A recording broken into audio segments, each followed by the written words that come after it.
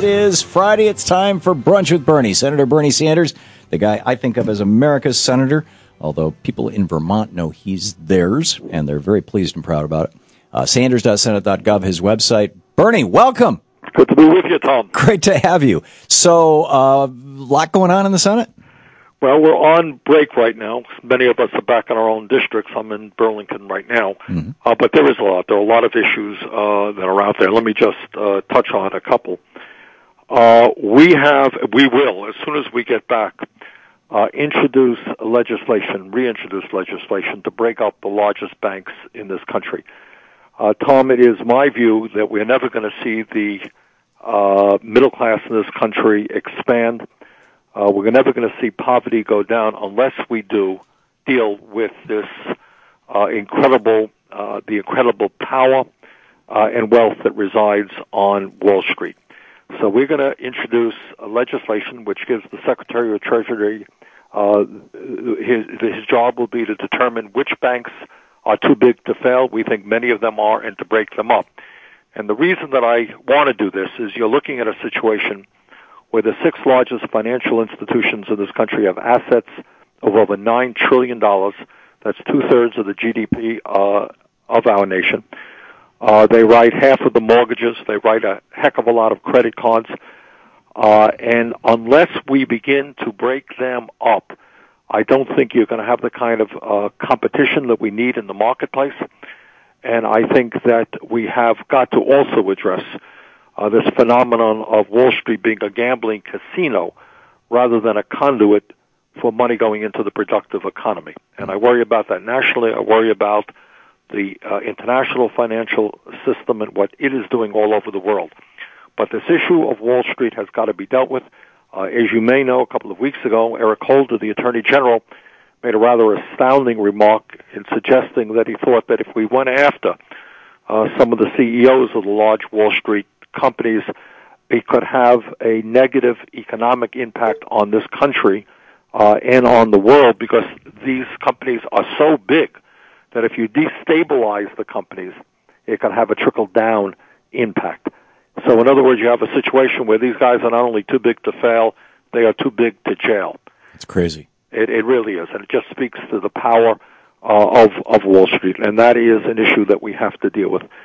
Second of all, I think a lot of the media lately has been discussing and focusing on a lot of important social issues, gay rights, the DOMA issue, guns, immigration. All of that is very, very important, and I am sympathetic to moving forward in every one of these areas. But in the midst of all of that, what I do not want to lose focus on is what is happening in the economy, and that while the economy makes some modest indications of improvement, the stock market is doing very, very well, housing is doing very well, we have got to never forget that the middle class of this country, in many respects, continues to disappear, that median family income has gone down by $5,000 since 1999. We've got to remember that real unemployment in this country is not 7.7%, it's over 14%. If you include in that number those people who have given up looking for work, those people who are working part-time, we cannot forget, and what is really, really distressing is that as high as unemployment is in general, it is much higher for young people. About 25% of our young people are unemployed, and that includes many young people who are leaving college with heavy loans. I mean, they borrowed to go through college, they get out, they're unemployed, or maybe they're having jobs that really do not require a college degree. About half of the new jobs that college graduates are getting don't really require a college degree, and the pay is kind of low.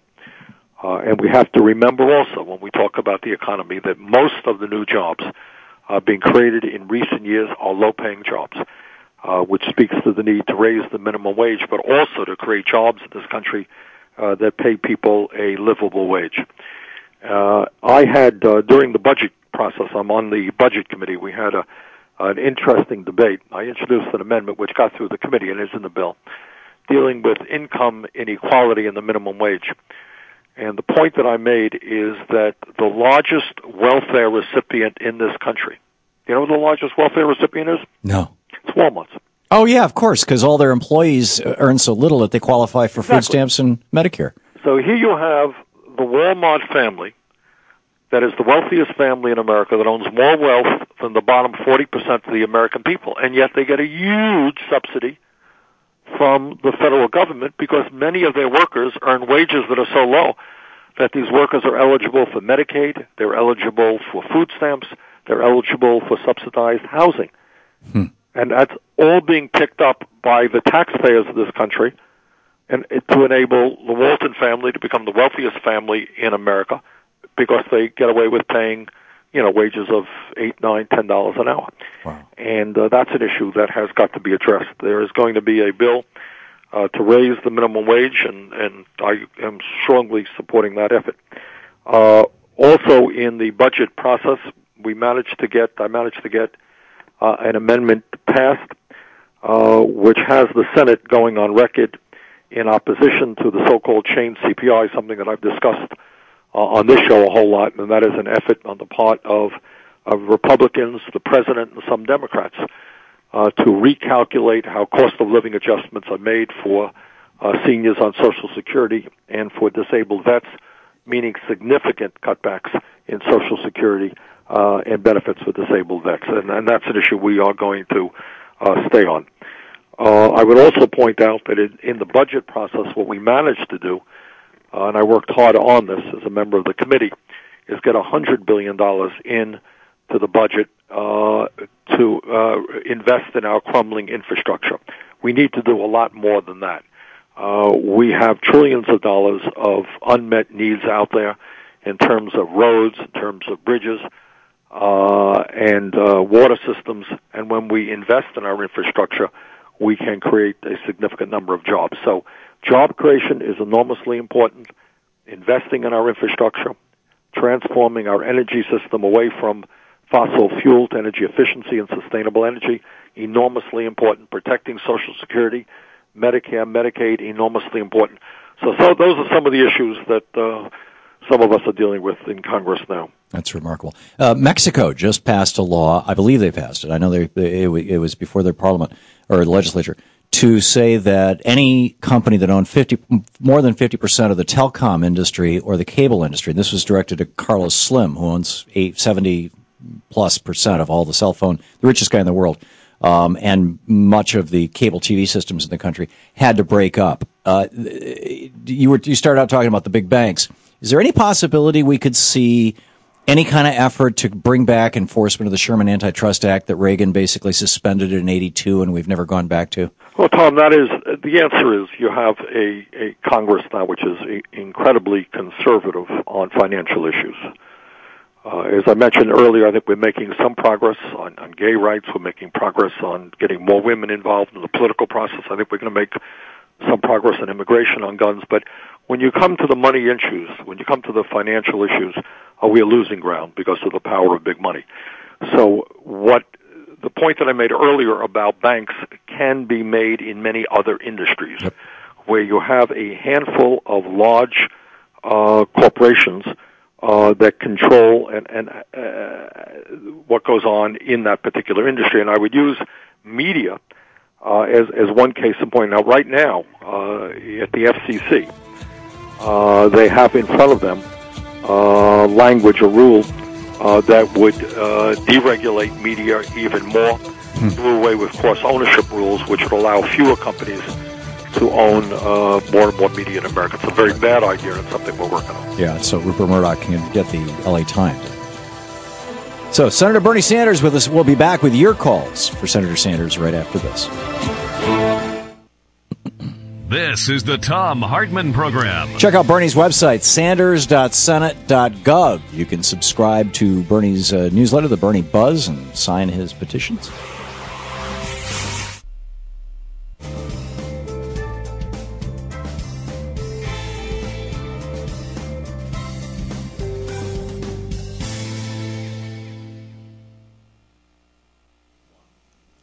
And welcome back. And Senator, you're still with us? I am right here. Okay, great. Becky in Charleston, South Carolina, watching us on Free Speech TV. Becky, you're on the air with Senator Sanders. Hi, Mr. Sanders. I would like to thank you first for doing everything that you do for us. Thank you. And Tom, You're the greatest. But anyway, I have a question which I think there are thousands of us sitting on needles and pins. Do you have any idea what is happening with the HARP 3 program? With the HARP? This is the Homeowners Assistance Program? Yes, the HARP 3. This, which helps out people who are underwater in their mortgages by... Correct. I don't remember the details. I wish I had, Becky. I apologize for not having more updated information. Clearly, what we do know is that banks have ripped off whole lots of people all over this country. We know that the federal effort has not been as strong as it should be, and we want to strengthen it. But I apologize for not having more detail in front of me. Okay. Jerry in Hartville, Missouri. Jerry, you're on the air with Senator Sanders.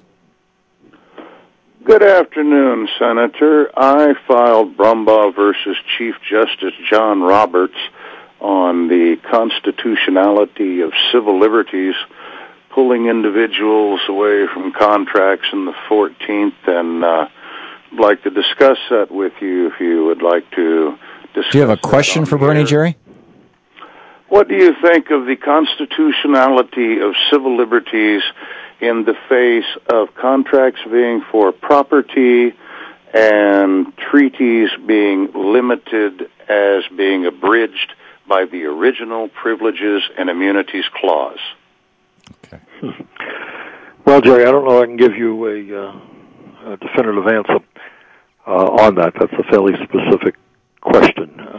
But what do I think about civil liberties is I believe that in this country, and that's what we have a Constitution for, that's what we have a Bill of Rights for.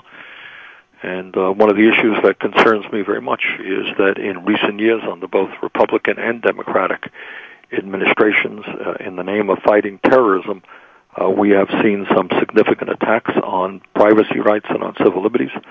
I worry very much that it's not only the government. You have a whole lot of corporations out there that are swallowing up unbelievable amounts of information, healthcare records, all kinds of stuff that people, I think, have a right to know is not public, and it is a huge issue. Okay. Bernie, we have just a little less than a minute. I have a quick question. I just learned that or at least I think I learned, that when a budget is passed, it doesn't actually appropriate any money. It's basically a sense of Congress that this is our wish list. Is that true? No.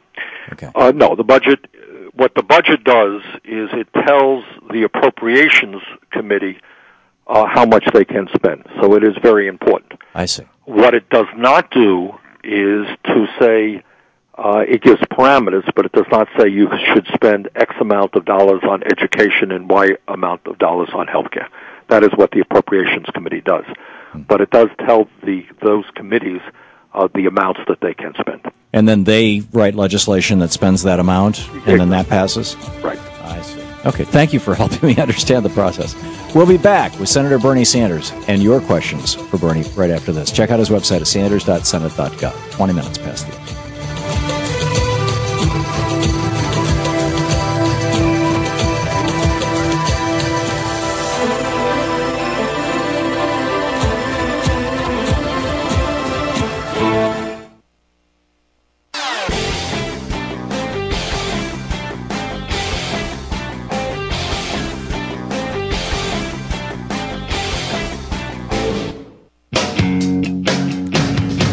Welcome back to the True People's Media, the Thom Hartmann Program, and Brunch with Bernie, your opportunity to speak with Senator Bernie Sanders and ask him your question. Pat in Beloit, Wisconsin, listening on WCPT. You are on the air, Senator Sanders.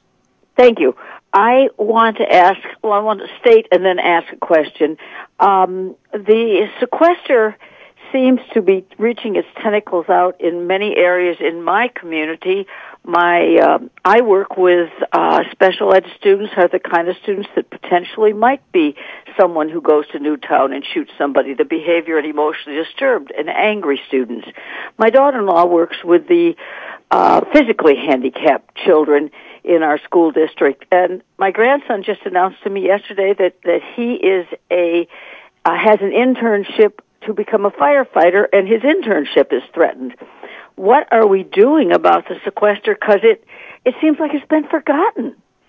No, not by me. It hasn't. The sequester is something that I voted against. The ability to go into sequestration. And what Pat is talking about is $1.1 trillion over a 10-year period in deficit reduction without adding one nickel of new revenue. Half of that money would be defense, half of it would be non-defense discretionary, and that's what Patty is talking about here.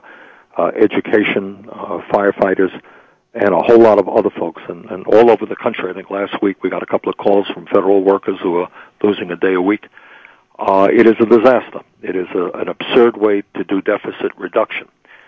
So it is the remedy for that, Pat, is the budget process that Tom and I have just been talking about. So in the Senate, we just passed a budget which would be a substitute for the sequester. It would do away with, I think, virtually all of the issues that you just talked about, because it would raise over a 10-year period almost $1 trillion in new revenue by ending the loopholes that many large corporations currently enjoy. And I think last week I mentioned just corporation after corporation, whether it's Bank of America, AT&T, General Electric, very large corporations who are able to put their money in tax havens in the Cayman Islands and Bermuda and avoid paying taxes, federal taxes, to the United States government. And the end result of that is that we have, as a percentage of GDP, revenue is now the lowest it has been in almost 60 years. So, Pat, we have not forgotten about that, and the effort now is to end the sequestration and move toward a sensible budget which includes revenue rather than just cuts that impact some of the most vulnerable people in this country. Cutting back on teachers or workers who are working with kids who have disabilities clearly does not make a whole lot of sense in this day and age. Laura in Greenfield, Massachusetts, listening to WHMP. You're on the air with Senator Sanders. Yeah, I was told when I went to the post office that I have to give them a whole bunch of IDs, one of which is government photo ID, in order to keep my box in the post office, and that this was all part of Homeland Security passed in 2008. And I'm wondering, I don't want to give them a photo ID. The only one I have is my driver's license, and that's what they want. I do not want to give them my driver's license information to keep my post office box. So I'm going to be able to put one up on the side of the road. And they say I could get my mail there. But this is one more way to close all these post offices. This is a small post office. I actually live in Coleraine, not Greenfield, and this is a small town on the Vermont line, and I don't want our post office to close. Right. But when we all get our mail on the side of the road. So the next question is, are they going to make us do a federal ID to get our mail in a post office box on the side of the road? Well, free delivery. I certainly hope not, and expect that will not be the case. Right now, we are engaged. You know, it's funny, Tom. We talk about all of these issues. They're all enormous issues, and we keep struggling at every single one of them. As you and I have talked about in the past, there is a real effort to make massive cutbacks in the Postal Service. Yep. Which would have included shutting down about 15,000 rural post offices. I and others worked very hard to prevent that. And to shut down about half the processing plants in this country would have meant massive reduction in workforce, as well as slow down a mail delivery service. So to answer Laura's question, we're going to do everything that we can to protect rural post offices. Some of them have seen reductions in hours, which I'm not crazy about, but it's it's something better than simply shutting them down. But we are in a major fight now to preserve Saturday mail, and we have introduced, I think, the most significant legislation on that, which deals with the major financial problem facing the Postal Service, and that is between 75 and 80% of the financial problems of the Postal Service have to do with this unprecedented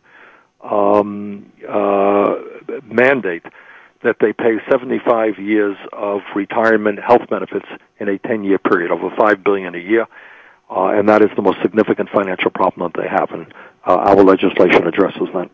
You know, Bernie, we just have a minute here before the break, not enough to get a question, but it hit me the other day. I've been talking about this, and in this conservative frame of the post office should break even. But historically, the post office never broke even. The post office was a public service. It's like saying the Army should break even. The Army doesn't make any money. Well, yes and no. Actually, interestingly enough, before this burden was placed on the Postal Service, it actually was making, a not insignificant amount of money. Yeah. It is now, and I think many people don't know this, people think that the Postal Service is funded by the government. It's not. It is funded by the receipts that the Postal Service earns. So you're right in saying that universal postal service, which is, the Postal Service is enshrined in the Constitution, is something that we want to preserve. On the other hand, obviously, we want the Postal Service to be run as cost-effectively as possible and to do as well as it can financially. And some of us think that if we can untie its hands and allow it to go out and make money in a variety of ways, it can do pretty well financially. It's our Brunch with Bernie, our Senator Bernie Sanders, taking your calls here on the Thom Hartmann Program, our Brunch with Bernie hour. We'll be back with more of your calls for Senator Sanders right after this. Be sure and check out his website, sanders.senate.gov. You're listening to the Thom Hartmann Program. Welcome back. Thom Hartmann here with you. It's our Brunch with Bernie hour on the Thom Hartmann Program. As I get my earpiece in here and get Bernie back on the line. Senator Sanders, you're still with us? I'm right here, Tom. I'm sorry. I was running just a little bit late there. Okay, we'll pick up your phone calls. Jim in Schofield, Wisconsin. You are on the air with Senator Sanders. Oh, yes, it's Schofield. I Schofield. called in the fall about the Benghazi incident. Second time caller. Thank you for taking my call. And my question for Senator Sanders is, I was watching C-SPAN this past Friday night, and I caught the vote on the Ron Johnson amendment to the budget. The essence of it said something about future budgets would have to have 75 years of solvency for Social Security and Medicare. Right. And that kind of, raised my hackles, if you will, to think that, is this like another kind of squeeze play on the benefit programs like they're doing to the Postal Service? Yeah, of course. And is that going to be the approach of the Republicans in the future? That's the second. Let me say something, because Tom asked the question a moment ago, and Jim, let me answer yours as well. The important part of the budget process is we come up with numbers which are very real. The less important part is that there were, I think, 70 or 80 amendments, including a couple from me, which really kind of are a sense of the Congress which don't have any binding impact. So one part of the budget process was very, very real in terms of the numbers. The other part was symbolic. What Johnson did was kind of symbolic, and there was a lot of symbolism in many of the amendments being offered. The truth of the matter is, all that these guys are saying is right now, in terms of Social Security, there is a massive effort going on by the Republicans, by a lot of Wall Street folks, and unfortunately by the President of the United States to cut Social Security. Social Security today, and I keep saying it, and I will keep saying it because not enough people do say it, Social Security has a $2.7 trillion surplus, can pay out every benefit owed to every eligible American for the next 20 years, hasn't contributed a nickel to the deficit because it's funded by the payroll tax. But a lot of my Republican friends and some Democrats are trying to scare the American people and say, oh, my goodness, we got to make cuts in Social Security. We don't. The way to make Social Security solvent for the next 50 years at least is to do what legislation that I've introduced does, and that lists the cap on taxable income. So that right now you have a guy who's making $1 million a year paying the same amount into the Social Security Trust Fund as somebody who's making $113,000 a year because there is the cap. That's it. It's $113,000. Lift that cap, and you don't even have to start at $114,000. You could start at $250,000. You do that, you bring enough revenue into the system to make it solid for the next at least 50 years. That's what we have to do. Right now, I can tell you that there are a lot of senior citizens in this country who are trying to survive on $15,000, $16,000 a year. They can't heat their homes adequately in the winter. They can't pay for the food or buy the food they need, buy the prescription drugs, the health care that they need. It is wrong to cut back on their benefits, and the same is true for disabled vets. So that's the fight we are in right now. There are ways to extend the life of Social Security without cutting it. Ron Johnson, among many others, wants to cut it. Richard in Massapequa Park, New York, listening on WWRL. You're on the air with Senator Sanders. Yes, hi, Tom. I would just like to ask the senator, if I could be so bold, why he and most Democrats have voted for this continuing resolution that included the Monsanto Protection Act. To me, I'm outraged by this. Well, sometimes in politics, you got to make tough decisions, and the alternative would have been to shut down the government of the United States of America, which would have caused enormous problems in 50 states in this country. So I was not about to shut down the government of the United States, and that's the short answer. That does not mean to say that there isn't a lot in that continuing resolution that I disagree with. Would it be fair to say that I forget the Republican congressman's name who first put that in, that in a way by putting that in, he was daring you and the president and everybody else to shut down the government? Right. Yes. Yeah. Yes. The answer. Well, first of all, it goes well beyond that one provision. The CR is going to necessitate cutbacks in important programs. It does not have the funding that it needs. It certainly doesn't have the revenue that it needs. So it's a bad bill. But the alternative sometimes that we're faced is between bad and very, very, very bad. Yeah, and this can be revisited in 6 months, right? In American life, to shut down the government is not what we needed to do. Right. And can this be revisited in 6 months? Yes. Okay. Vera in San Diego, California. You're on the air with Senator Sanders. Yes, this is Vera in San Diego. Thank you very much, Senator Sanders, and also Tom, for everything you do. My question relates to the abuse of copyright and patent laws, and specifically what is the status of Aaron's Law, which was supposed to try to stem the kind of abuse that led to him to his death by threatening him with decades in prison for the equivalent of taking out too many library books. But we're not hearing anything about the status of that protection. Really appreciate any insight that you could provide, Senator Sanders. I'm not on the committee that deals with it. Don't know as much as I should.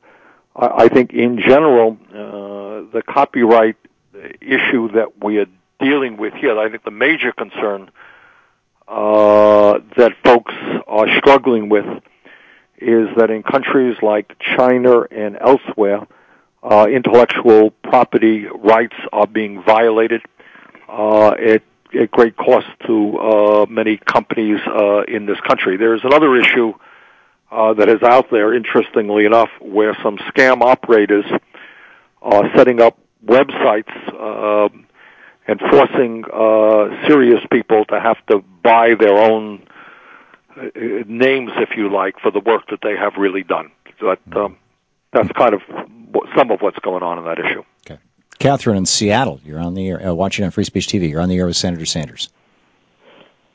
This is Catherine Rozek from Seattle, and I just have one simple question for you, Senator Sanders. Whatever happened to the perp walk? To the what? Whatever happened to the perp walk? I mean, remember Enron and all those? They used to march them out of their offices and take them down to court and let them defend themselves. So why aren't they doing that with the banksters, you mean? Well, that is an excellent question. Corporations, whatever it takes. Well, I know that in the state of Washington, Enron and their friends just rob people blind, through the deregulation and manipulation of electricity. And what I would say to Catherine is that right now I think most people perceive, and I perceive, that the prosecution of Wall Street and big bank crime has been, to say the least, much less vigorous than it should have been. And as I mentioned a moment ago, earlier in the show, the situation is so bad in terms of too big to fail and the power of these big banks and again, 6 of them have assets equivalent to 2/3 of the GDP of America, that the Attorney General of the United States of America, the chief prosecutor, if you like, made the statement recently that he worried that if you prosecuted some of these very, very big banks and you destabilize these banks, it would have a very negative impact on the economy of America and maybe even the world. That's how absurd the situation is, that these banks are so big, so powerful, their economic tentacles are so widespread that to go after them for illegal activity could cause economic earthquakes. And clearly that is not acceptable. We are a nation of laws, and no matter how big the company, if people commit crimes, they must be prosecuted, and we're not doing that. Reginald in Houston, Texas. You're on the air with Senator Sanders. Hey, how y'all gentlemen doing? Yes, sir. You know, today is the Prince of Peace. We talk about Good Friday, and also we're coming up on Dr. King's birthday, and he was talking about the war in Vietnam and peace. Speaking of that, is the Pentagon budget, is that budget, you talking about too big to fail, is that too big to audit? Is that against the law? Or is that immoral to audit that budget? Well, we audit in Social Security, we audit in everything else, but the Pentagon budget, is that gorilla, 400-pound, $1 trillion gorilla, too big to investigate? Are we scared of that? Because that's why our dollars are unchecked when we're paying $400 for a hammer and all these exuberant things on drones and all this. Reginald, we're just about out of time. Let's let Bernie answer. Well, I think Reginald makes a good point. As chairman of the Veterans Committee, we're working with the DOD to try to create a seamless system for healthcare records.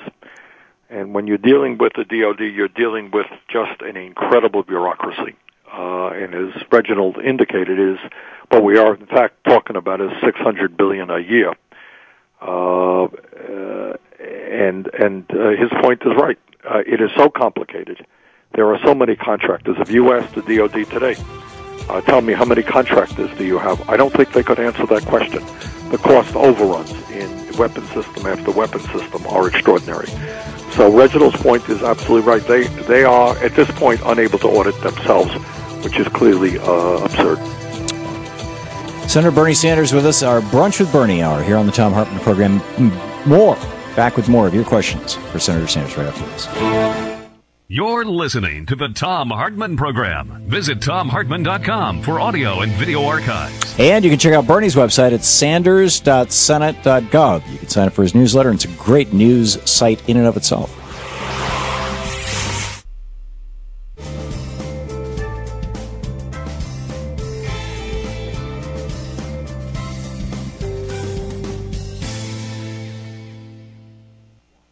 And welcome back. Virginia in Seattle. You are on the air with Senator Sanders. Thanks for watching Free Speech TV. Yeah, something's bothered me for some time. Why can't we get the banks on a Ponzi scheme? They're not too big to fail. They're already failures. You're always going to have them hanging on your skirts like a bunch of whiny kids if you keep letting them get away with it. Well, it's one way of looking at it, Virginia, and I think you make a very good point. It's a great metaphor. But here's the reality. First of all, what people have to appreciate is the Congress doesn't really regulate Wall Street. Wall Street regulates the Congress. They have far more power than the Congress. They can make, in order to get deregulated and do away with Glass-Steagall and other laws, they spent billions of dollars in lobbying and campaign contributions. Whether it's the Democrats in the White House or the Republicans in the White House, generally speaking, the Secretary of Treasury and other major financial advisors are going to come from Wall Street and from the big banks. They have enormous influence over the Fed. Now, here is the essence of the issue. Number one, of course, they are huge. And as I mentioned before, 6 largest banks themselves, all of which, by the way, are larger today than they were before we bailed them out because they were too big to fail. That's point number one. They are bigger today than they were before. Number two, the economy, in my view, does not get moving forward unless small and medium-sized businesses are able to get the affordable capital that they need to help them grow and hire new workers. Wall Street has become not a conduit for capital going into the productive economy. They've become an island unto themselves. and their goal is to make money for themselves, for their stockholders and for their CEOs. So they're not a means by which our economy expands, by small and medium-sized businesses get loans in order to produce more products and services. They are an end to themselves. They should be looked at as a huge gambling casino where the gambling is rigged. And it's interestingly enough, Tom, you have some conservatives now. I just talked to George Will the other day, who has written on this issue quite well. His political views are way, way, way separate from mine, very different than mine. But he also understands that it is grotesquely unfair to small banks, the community banks, when you have banks that are too big to fail, because then they can attract cheaper capital, because those people who give them the capital know that they're safe, they're never going to fail, because they're going to be bailed out by taxpayers. So you have a huge, huge issue. And some of the ways that we are trying, and I don't hold your breath for us to solve this thing tomorrow. It's going to take a massive political uprising on the part of the American people to deal with this. But these guys, what we have to do is, number one, break up that power, which is not only economic power, but it is political power. Number two, we have to bring real reform to the Fed. I got an amendment a few years ago in Dodd-Frank to audit the Fed, and we learned just during the emergency bailout that the Fed lent out $16 trillion in a revolving loan fund to every financial institution in this country and many central banks around the world. I mean, you learn just incredible things about what goes on in Wall Street. So this is, Wall Street, in my view, is a cancer in our society. And unless we begin to deal with them, create a banking system that is designed to help productive businesses in this country create jobs and expand their capabilities, we're not going to see the kind of economy that we need. We'll be back with more of Bernie right after this.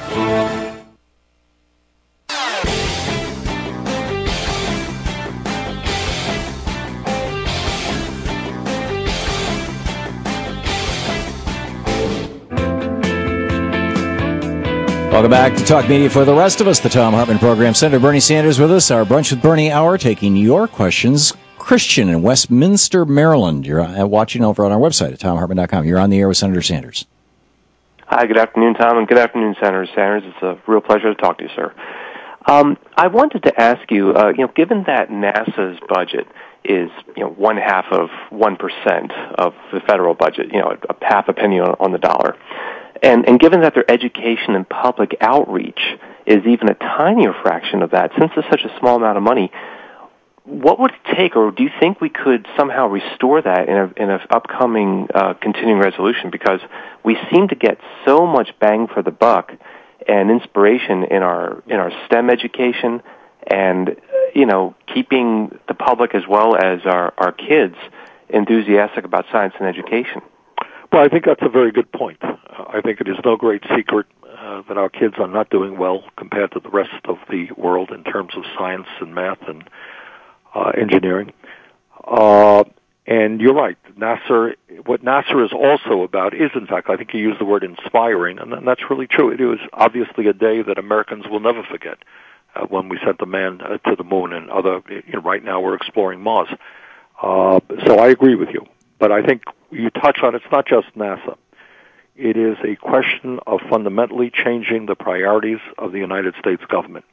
And that is, in order to adequately fund NASA, in order to adequately fund healthcare and education and infrastructure and energy, we need to very much change the way we do budgets. We have got to end the massive loopholes that large corporations currently enjoy. 1 out of 4 major corporations pays nothing in taxes. So what I would say to the questioner is, do we end those loopholes and put a little bit more money into NASA so they continue their exploration, they hire people, kids in America get excited about math and science? Yeah, I think so. But it is not just NASA. It is making sure that young people can afford to go to college. It's making sure that our roads and our bridges and our water systems and our wastewater plants and our rail systems are adequately funded. It means putting money into the future of America and into middle-class and working-class families, and not just protecting the interests of the wealthy and the powerful. So I think you have to look at these things from a comprehensive point of view. Let's support NASA. but it is not just NASA. It's a lot more. I mean, I could throw in the National Institute of Health that does great work in helping us with disease prevention, trying to find the cures of some of the terrible diseases out there that are ravaging families in America. So it's a question of getting our priorities right, dealing with distribution of wealth and income, making sure that corporations and the wealthy stop paying their fair share of taxes rather than just cutting, and kind of eviscerating the strength of America. Liz in Thiensville, Wisconsin, watching on Dish Network, Free Speech TV. Yes. Hi. Thanks for taking my call. Thanks, Tom. Thanks, Representative Sanders.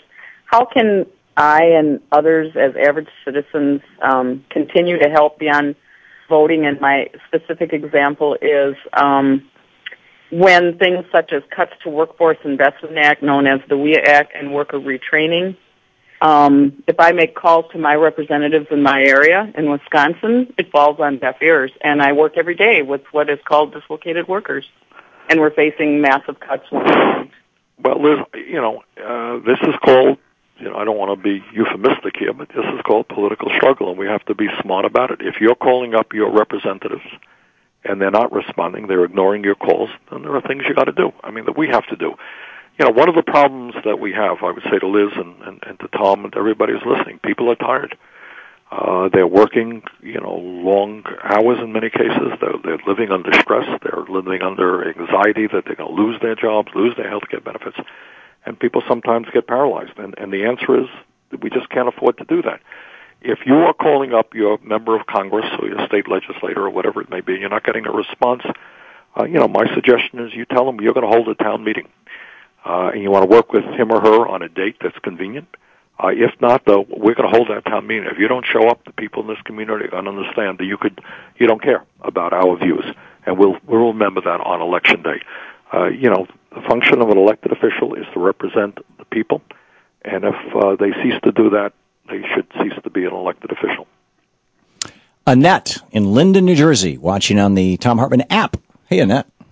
You're on the Hi, how are you? Great show. I've been following you and Senator Sanders for a long time. Senator, I would just like to know, why is it so hard to bring back something like the Sherman Antitrust Act and Glass-Steagall to regulate and get after these banks? Annette, I will tell you, and I'm going to be the only member of the Congress, well, maybe not the Congress, probably the Senate anyhow, to tell you this. It ain't hard. We know what we have to do. The problem is Wall Street is incredibly powerful, and for those members of the Senate or the House who want to stand up to Wall Street, who want to re-regulate Wall Street, who want to break up banks, who want to reimpose Glass-Steagall, when they go home and run for re-election, Wall Street and their friends will be putting millions and millions of dollars against them, and that scares a whole lot of people. These guys are very, very powerful. And right now in the Congress, it is, you see this at the, people ask me day after day in Vermont, wherever I go around America, how come these guys on Wall Street, and we heard this question today, get away with murder? What happens? Some kid smokes marijuana, kid goes to jail. These guys destroy the economy. Nothing happens to them. They get bailed out. Nothing happens to them. Why? And the answer is they are enormously powerful. And they strike fear through the hearts of many members of the Congress. The American people and Congress have got to stand up to these guys. They are doing disastrous harm to this country. And I worry very much, as I think many of the listeners do, about the future of the middle class in this country, a middle class which is disappearing, kids who are not getting jobs when they leave high school or college. We got a lot of work to do, but we're not going to be successful unless we stand up to them, unless we elect people who have the guts to stand up to them. Last 15 seconds, Bernie. Final thought. Well, that's the message. I mean, the message is we have a lot of problems in this country, and the only antidote to big money is people being organized and being aggressive and being prepared to take on special interest and demand that their elected officials start standing with them. Senator Sanders, thank you so much again for this week. It's great talking to you. Nice to be with you. Thank you.